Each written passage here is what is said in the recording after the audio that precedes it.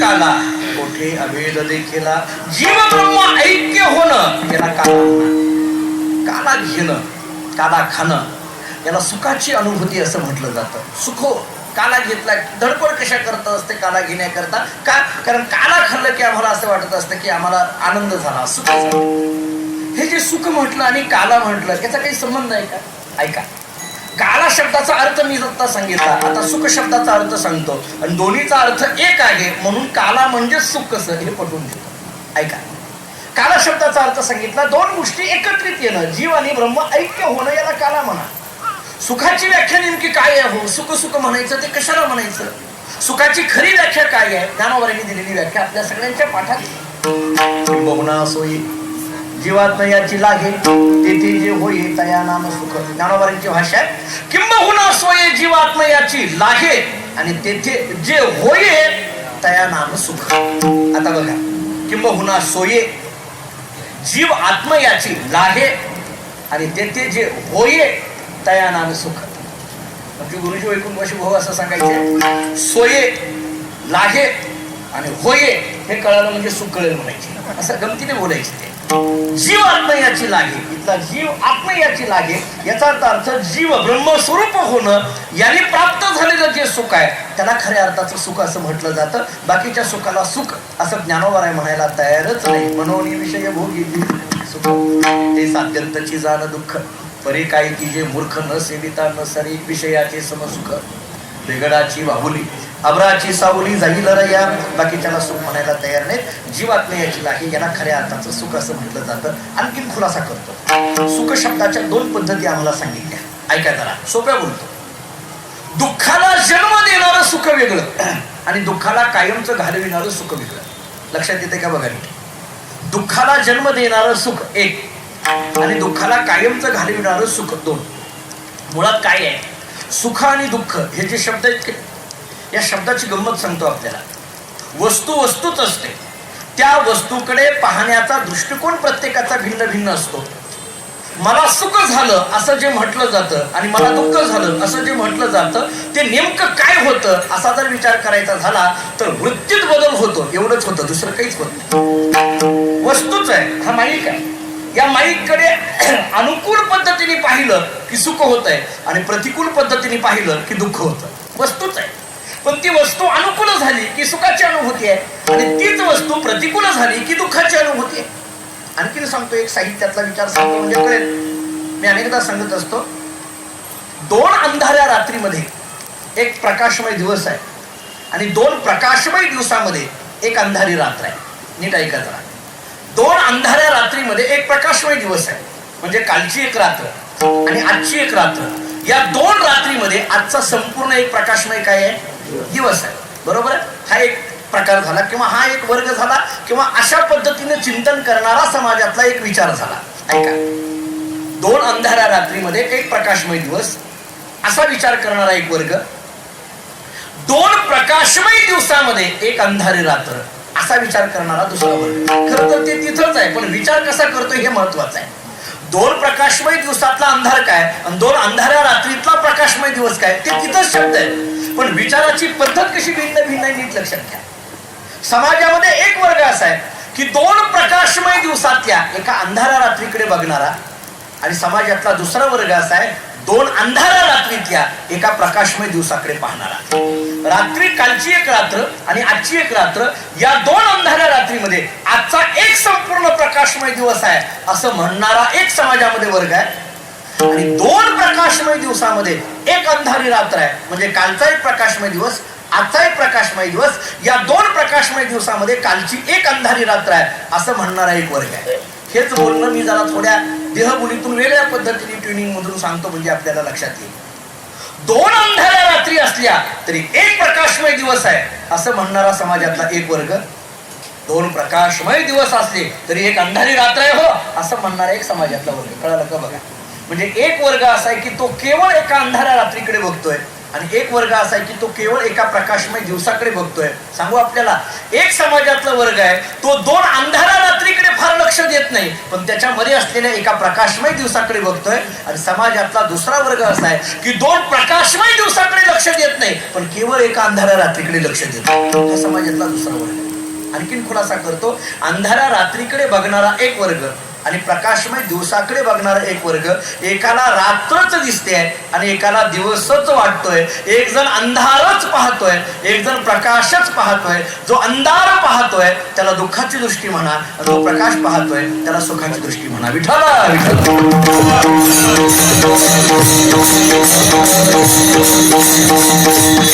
गेलं तर इथं अंधारही आहे आणि इथं प्रकाशही आहे, पण अंधाराकडे बघायचं का प्रकाशाकडे बघायचं हे ज्याचे त्यांनी ठरवायचं आहे.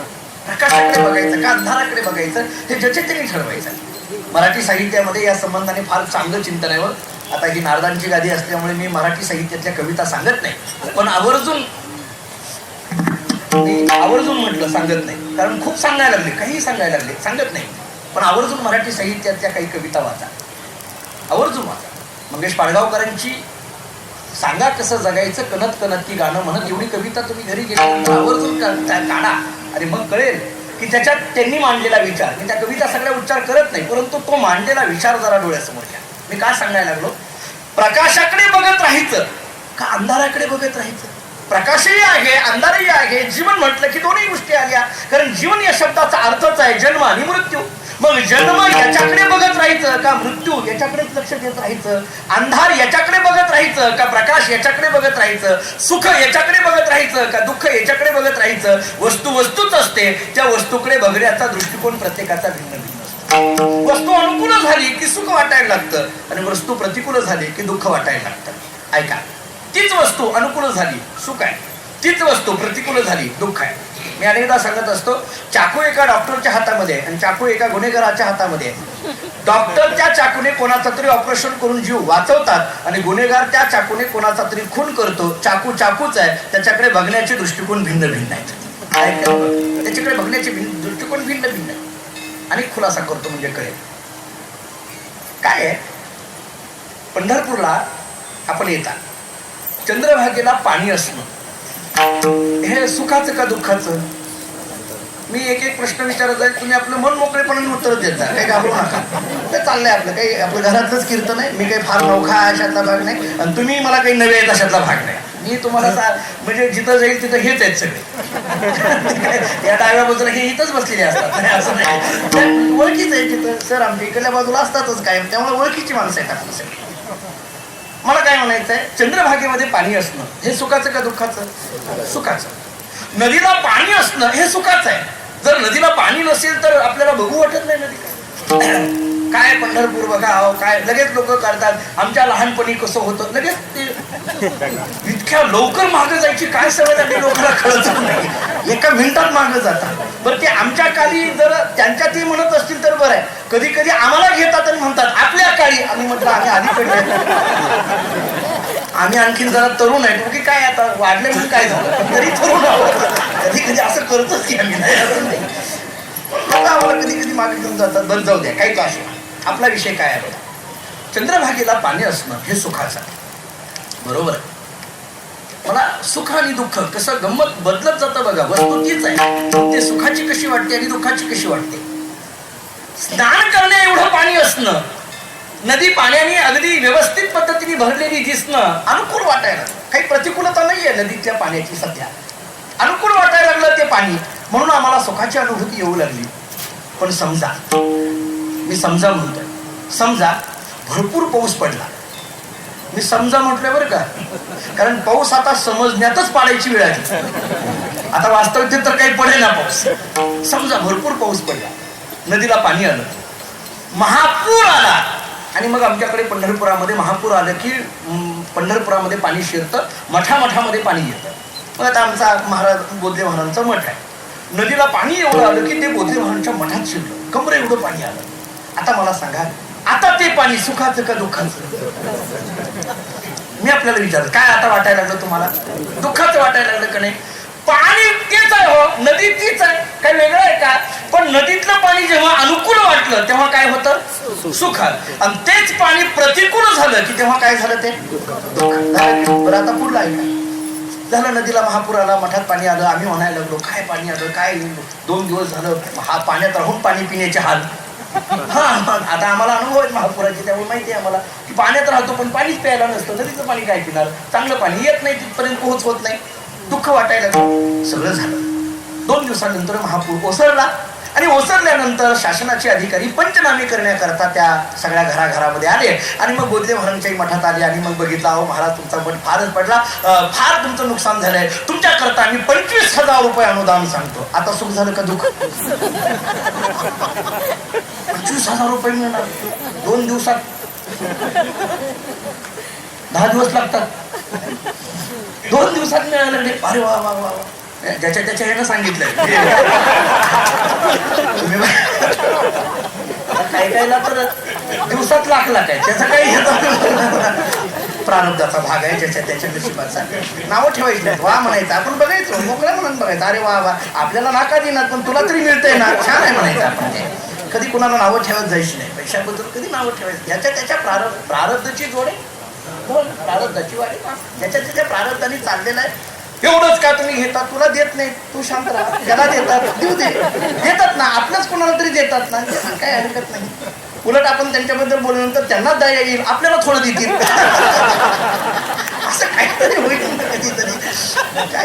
काय मला विना कारण कशावर लोक बोलतील आणि काय चर्चा केली काही करायचं नाही. मला कशाला एकमेकाबद्दल बोलत राहायचं. ऐका आता आपला मुद्दा होऊया. आपला चाललाय सुख दुःखाचा विचार. नदीतलं पाणी अनुकूल होतं तेव्हा काय झालं? सुख. तेच पाणी प्रतिकूल झालं, घराघरामध्ये शिरलं, दुःख झालं. शासनाचे अधिकारी आले, पंचनामा केला, 25,000 रुपये तुम्हाला अनुदान देणार म्हटल्यानंतर पुन्हा काय झालं? सुख. 25,000चा चेक घेतला आणि बँकेमध्ये दिला पण तो वटलाच नाही. बहुतेक अनुदानाचे चेक असेच असतात, वटतच नाही. काय झालं मला? एक घटना कशा तिथंच आहेत नाव काय वेगळे आहेत का मला सांगा? आपलं स्वतःच रोजचं चाललेलं आहे, म्हणजे तेच जीवन आहे, पण त्या जीवनामध्ये काही गोष्टी अशा अनुकूल झाल्या की सुख वाटायला लागतं, प्रतिकूल झाल्या की दुःख. कीर्तन ऐकताना आनंद वाटायला लागला, सगळ्यांना सुख वाटायला लागलं. तेच कीर्तन जास्त वेळ वाढलं. आता कसं काळजी करू नका, घाबरू नका, मी वेळ सोडतो. आता सगळ्यांना आनंद वाटायला लागला. वा वा वा वा, मी तर असंच 4 वाजेपर्यंत बोलायला लागलो समजा. अरे वाटेल का मला? ते किती जरी चांगला सांगणार असला काय असलं तरी तेच कीर्तन आम्हाला दुःखाचं वाटायला लागतं. म्हणजे लोक उठताना उठून जाताना म्हणतात मिळालं होतं का नव्हतं कधी. आता ही आमच्यातली भाषा माहिती आम्हाला सगळ्यांना. किती म्हणजे घटना तिथंच आहे, त्या घटनेमध्ये होणारे बदल आणि त्या बदलावर होणारी सुख दुःखाची संकल्पना. मी का सांगायला लागलो ते सगळं? मला सुखाचा विचार मांडायचा. हा जो सुखाचा विचार आपल्याला करायचा आहे, ते सुख 2 पद्धतीने मी आपल्या समोर मांडत होतो. दुःखाला जन्म देणारं सुख, पण दुःखाला कायमचं घालविणारं सुख. सुखाचा विचार करण्याकरता दुःखाचाही तेवढा विचार करावाच लागणार आहे. आमचे गुरुजी वैकुंठवासी भाऊ असं सांगायचे, 3 पद्धतीच्या दुःखाचा विचार केला जातो आपल्याकडे. एक दुःख आपल्याला सांगितलं जातं गरिबीचं, दुसरं दुःख आम्हाला सांगितलं जातं रोगाचं, आणि तिसरं दुःख आम्हाला सांगितलं जातं गर्भवासाचं, म्हणजे संसाराचं. थोडक्यात गर्भवास शब्दाचा अर्थ जन्म मरणाचा संसार. ऐका, गरिबीचं दुःख घालवण्याकरिता श्रीमंती हा त्याच्यावर उपाय आहे, रोगाचं दुःख घालवण्याकरिता औषध हा त्याच्यावरचा उपाय आहे, आणि गर्भवासाचं दुःख घालवण्याकरता आत्मज्ञान हा त्याच्यावरचा उपाय आहे. विठ्ठला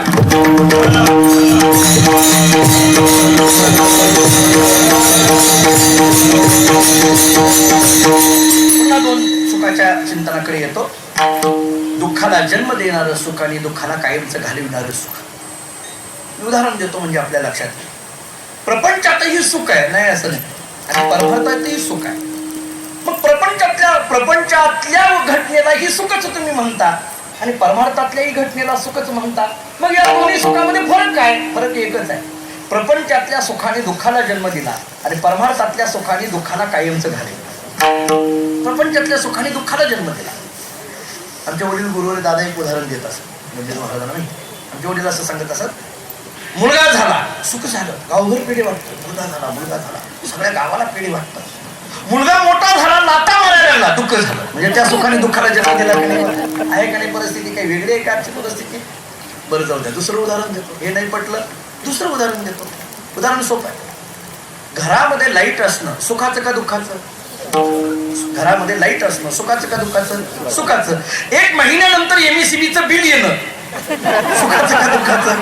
काय त्या दिवशी गोंधळ असतो महाराज, बिल आलेल्या दिवशी. एवढं असतं का? तो नवरा काय म्हणतो, काय मी नेमकं ऑफिसला जाते, तू काय काय करते? बायकोलाच नावतो, टीव्ही बघत बसते, अमुक करते तमुक करते, आजपासून सगळं बंद. तेवढ्याच दिवशी असतं बरं, दुसऱ्या दिवशी पासून परत रुटीन चालू असतं. पुन्हा आणखीन 2000चा ठपका आहेच बिलाचा आपल्याला. काही नाही, असं नाही, येतच असतं. मग एमएससीबीतच काहीतरी घोटाळा असेल. कशाचा घोटाळा? तुझ्या घरात घोटाळा. पण आपल्याला बिल आल्यानंतर दुःख वाटायला. लाईट असणं, फॅन असणं, एसी असणं सुखाचं आहे, पण त्याची निर्माण होणारं जी पुढे एखादी घटना झाली की त्या सुखाने आम्हाला दुःखाला जन्म दिला. प्रपंचातलं सुख दुःखाला जन्म देतं, परमार्थातलं सुख दुःखाला कायमचं घालवितं. गोकुळामध्ये निर्माण झालेलं जे सुख आहे ते सुख दुःखाला कायमचं घालविणारं सुख निर्माण झालं. गोकुळातला प्रत्येक व्यक्ती हा सुखरूप अशा पद्धतीच्या अवस्थेमध्ये आहे. त्यांच्या चेहऱ्यावर दुःख तो नाही, कैसे स्वप्नाशी, स्वप्नामध्ये सुद्धा कधी दुःख येत नाहीये, अशी अवस्था गोकुळामध्ये निर्माण झाली. याचं कारण गोकुळामध्ये निर्माण झालेलं जे सुख आहे ते शांत सुख नाही, ते गोकुळात निर्माण झालेलं सुख अनंत आहे. अभंगाचं पहिलं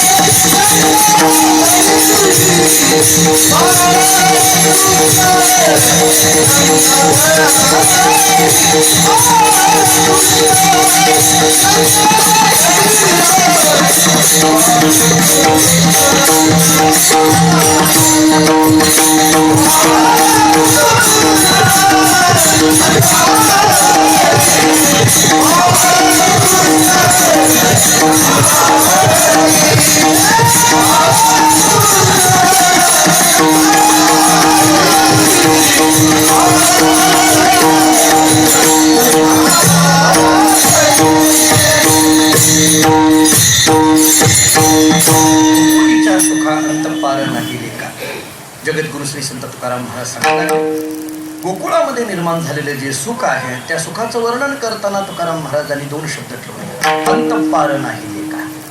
या सुखाला अंत नाही अशी महाराजांची भाषा आहे. याचा अर्थ शांत असलेलं सुख वेगळं आणि अनंत असलेलं सुख वेगळं. वेदांतामध्ये 4 मुद्दे सांगितले जातात. 1 अनादि अनंत, दुसरा अनादि शांत, तिसरा साधी अनंत आणि चौथा साधी शांत. असे 4 पद्धतीचे आपल्याला विचार सांगितले जातात. मी थोड्या उलट्या क्रमाने ते सोडून दाखवतो आपल्याला. एक प्रकार आहे साधी शांत. साधी कशाला म्हणायचं, शांत कशाला म्हणायचं, अनादी कशाला म्हणायचं, अनंत कशाला म्हणायचं, एका वाक्यात व्याख्या सांगून पुढे जातो. ज्याला उत्पत्ती आहे त्याला साधी म्हणा, ज्याला नाश आहे त्याला शांत म्हणा, ज्याला उत्पत्ती नाही त्याला अनादी म्हणा, ज्याला नाश नाही त्याला अनंत म्हणा. पहिला प्रकार आहे साधी शांत, म्हणजे उत्पत्ती आहे आणि नाशही आहे. उपजेते नाश, नाशे पुनर्विनिसे मेघटिका यंत्र जैसे परिभ्रमेगा. ज्ञानोबा बोलतात इथं जगामध्ये जी जी वस्तू निर्माण होती आहे त्या प्रत्येक वस्तूला नाश आहे. तत्वज्ञानाने त्याला विचार असा सांगितला, यत् कृतकम तत् अनित्यम. कृतकम म्हणजे निर्मिती, तत् अनित्यम म्हणजे नष्टता. किंवा सोपं प्रमाण देतो आपल्याला. तुका म्हणे त्यांचे कळले आम्हा बरोबर, जे जे कर्म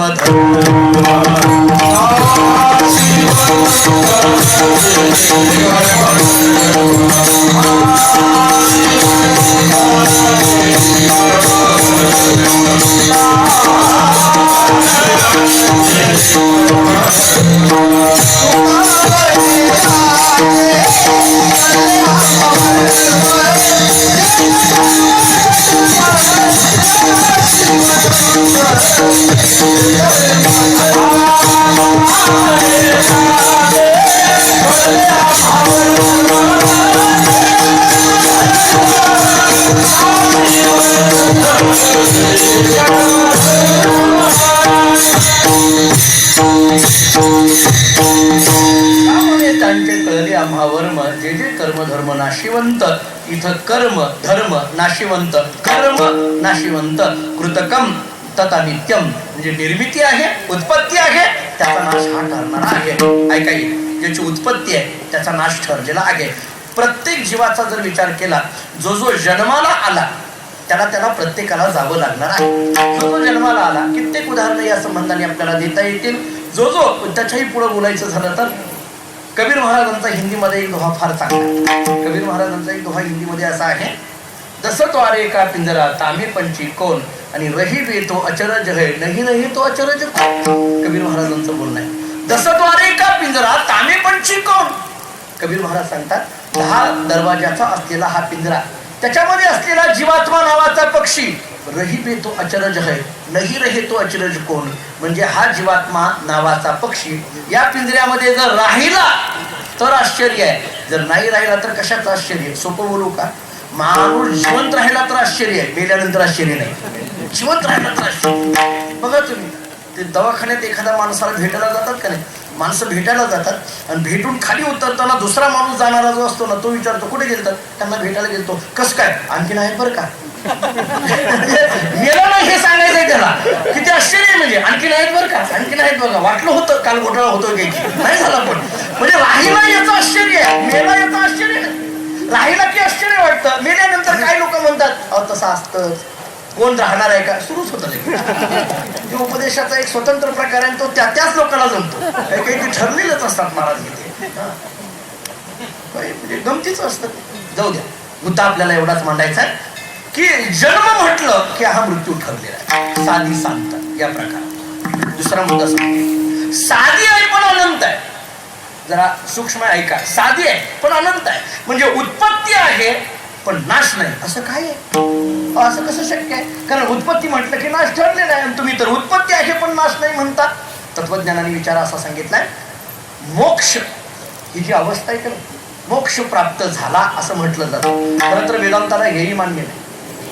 मुक्त झालो हे म्हणणंही मान्य नाही. का, मुक्त का सह्या म्हणावी, बंधन ते नाही ठावी. बंधनच नाही तर कुठून काढला मुक्त शब्दाने, असं वेदांत आम्हाला सांगतो. तुकाराम महाराजांनी तर स्पष्ट सांगितलं, ज्याला बंधन असेल त्याला जाऊन विचारा तुम्ही मुक्त झाले का. आम्हाला बंधनच नाही तर मुक्त झाले का प्रश्नच नाही आम्हाला विचारायचा. बंधन असेल त्याला प्रश्नच काही गमती काय सांगू का. मुक्त झालो असं म्हटलं तरी अडकता, आणि मुक्त झालो नाही असं म्हटलं तरी अडकता. तुम्हाला मुक्त झालो असं म्हटलं की याच्यापूर्वी बंधनात होता, आणि मुक्त झालो नाही असं म्हटलं की आता बंधनात आहे. तुम्ही कसंही बोला, हो म्हटला अडकणार, नाही म्हटलं अडकणार. काही प्रश्नच असे असतात, तुम्ही असं केलं तरी कसंही करा तुम्ही मांडवलं अडकणं ठरलेलं आहे. कोर्टामध्ये वकील लोक प्रश्न विचारत असतात, त्याच्या दोन पद्धती असतात. एक सर तपासणी असते आणि दुसरी उलट तपासणी असते. त्याला इंग्रजीमध्ये चिप आणि क्रॉस असं म्हटलं जातं. एखादा वकील एखाद्या आरोपीला प्रश्न विचारतो, उलट तपासणीतले प्रश्न असतात. मी एक उदाहरण देतो. मी वकील आहे, म्हणजे खराच वकील आहे, खोटा वकील नाही. फक्त कोर्टात जायला वेळ नाही म्हणून हे गजानन महाराज संस्थान इथे घेऊन आले. वकिलाचा एक प्रश्न ऐका. आरोपीला प्रश्न विचारला एका वकिलाने, म्हणजे सहज विचार.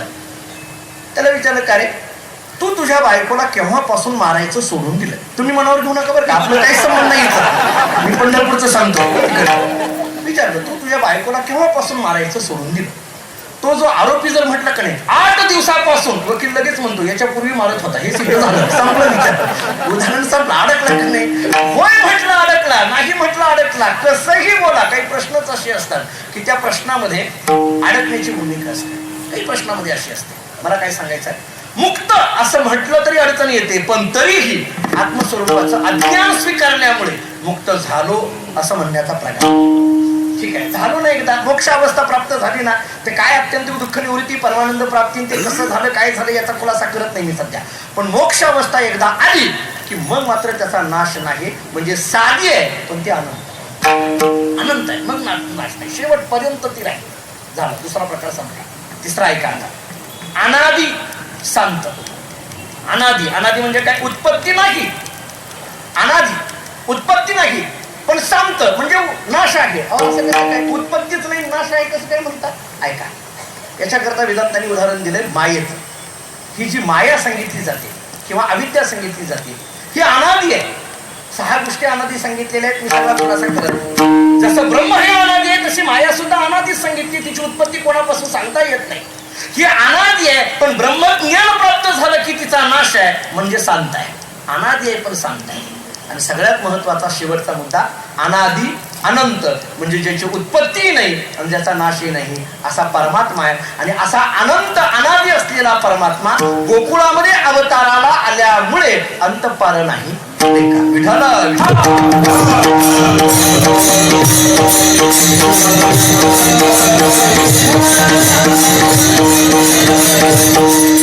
गोकुळामध्ये सुख झालं कारण गोकुळामध्ये भगवान आले.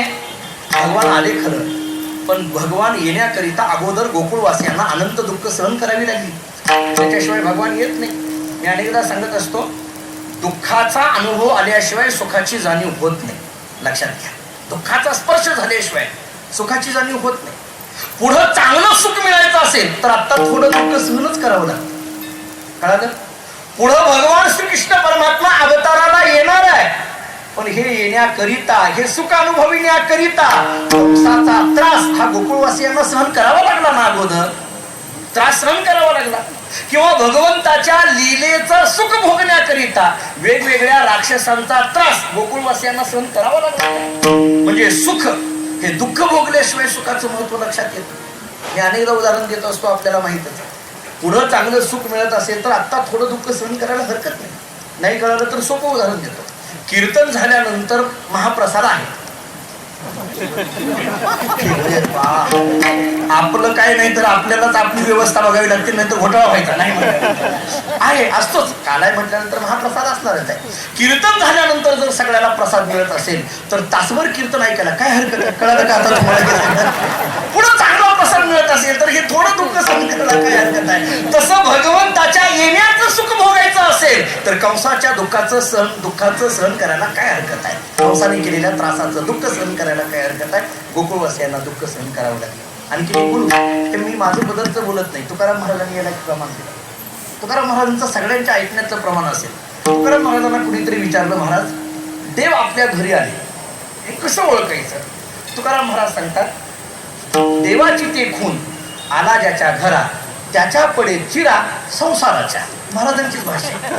आता बघा कसं आहे, देवाची ते खून आला ज्याच्या घरा, त्याच्या पडे चिरा संसाराच्या. देव आपल्या घरात आलेला आहे, कसं ओळखायचं? ज्याच्या संसाराचं वाटोळं झालं. ते आता पिऊन वाटोळं झालेल्याचा नवा विषय. इथला वाटोळं शब्दाचा अर्थ वेगवेगळा आहे. इथला वाटोळं शब्दाचा अर्थ आसक्ती विरहित होणं, ज्याला काहीही संसाराची आसक्ती राहिली नाही. आम्ही सदैव सुडके, जवळ येता चोर धाकली जाऊ पडती भिके कुत्री घर राखीली. अशी अवस्था ज्यांच्या संसाराची झालेली आहे त्याच्याच घरामध्ये भगवान परमात्मा येत असतो. गोकुळातल्या लोकांना आता काहीही संसाराची आसक्ती राहिलेली नाहीये म्हणून भगवंताच्या येण्याचे सुख त्यांना भोगायला मिळालं. विठ्ठल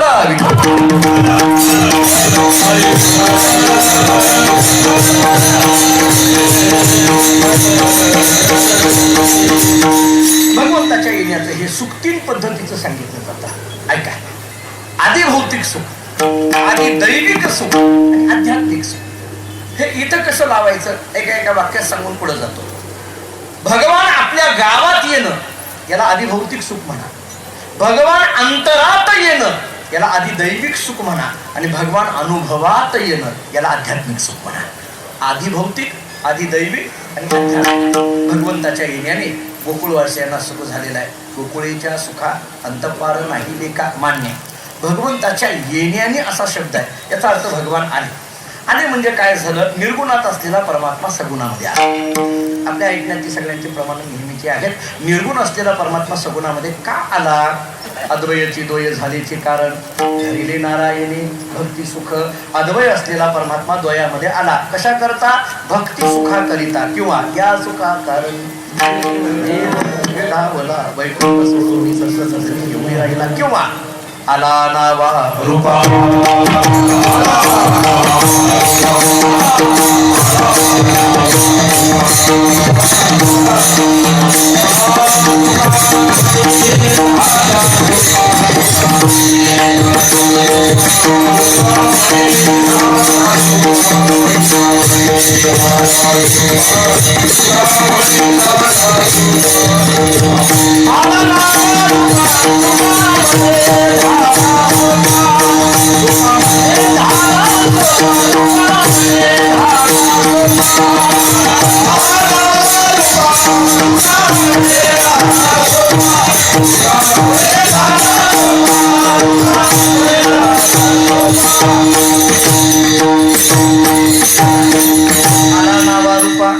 तुका म्हणे झाला सोपा.